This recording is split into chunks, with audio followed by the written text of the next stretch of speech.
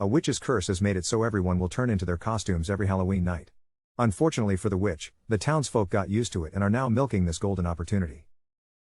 The old crone leaned in close to her crystal ball as she spied on the townfolk. All Hallows' Eve was tonight, and it would be the second year her curse was in effect.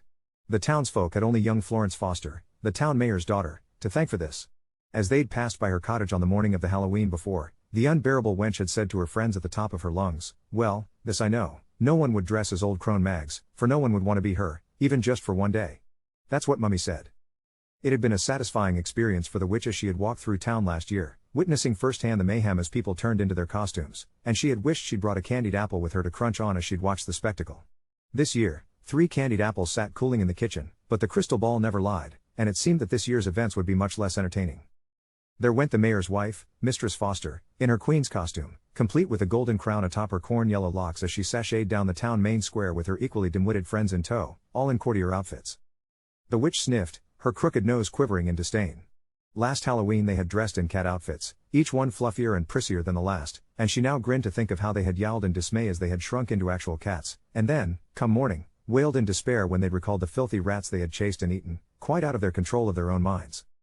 Master Parson, the woodcutter, marched past the well next to the square, though perhaps shuffled was closer to the truth, for the man had stuffed no insignificant amount of what seemed like reams of fabric down his sleeve and pantaloons and around his chest, creating bulges that could be mistaken for muscles. He carried a fake barbell in one hand, and in the other, an axe. It was easy enough to tell what he intended to be, a powerlifting champion, strong enough to cut down multiple trees tonight and increase his productivity. Old crone Mags leaned back in her armchair with a huff. She much preferred the buffoon's costume last year, where he had dressed as a horse and had to be ridden about by everybody who had retained their humanoid shape. She had half a mind, really, to cancel the curse. And then she leaned in close to the crystal ball. Little Wendy Jennings walked by the town center, all on her own as usual. Her father had just shifted to the town this summer, a night soil collector and a reprehensible drunkard, and his daughter had not fared very well in the social hierarchy. That was an understatement. Actually, Mags had seen Florence Foster stick out her leg to trip her, Florence's other cronies hold their noses as she walked by, the boys throw balls at her head only to guffaw their apologies afterwards. Old crone Mags had caused Roots to trip Florence Foster on her walk home, gave her cronies body odor they couldn't rid themselves of for a week, and cursed the boys with butterfingers for the next month so the balls they almost always missed never failed to hit their heads whenever they played, which wasn't much after that, more's the pity. Little Wendy Jennings must have somehow learnt that these were her doings, for the girl had taken to walking past her cottage and leaving little sweets at her door.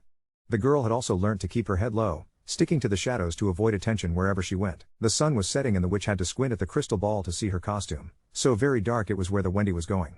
Then the girl stepped into an illuminated spot. She was clothed in black rags, holding a broomstick with bent twigs and a black hat in one hand, and there was no mistaking what she was to be this Halloween, just as there was no mistaking that illuminated spot to be old crone Mag's own porch. There came a rap on the door, and a voice called out. Mistress Witch? I heard that Halloween costumes come true tonight." Old crone Mags got up and walked to the door. Let Mistress Foster be queen for a night, let Master Parson cut down tens of trees. What did it matter? She was going to have an apprentice. Finn. r/quilling parchment is where I keep my prompt responses.